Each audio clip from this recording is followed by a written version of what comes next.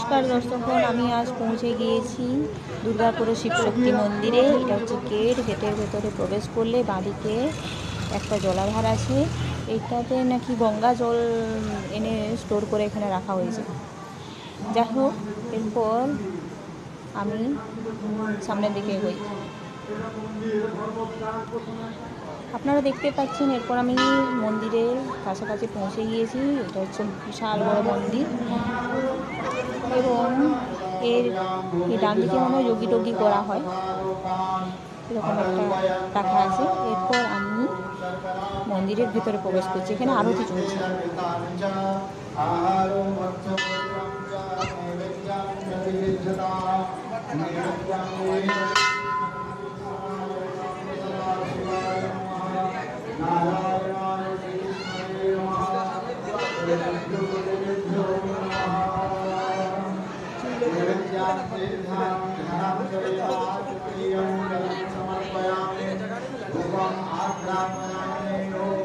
এই যে আরতি চলছে, অনেকে সামনে পুরো দেখছে।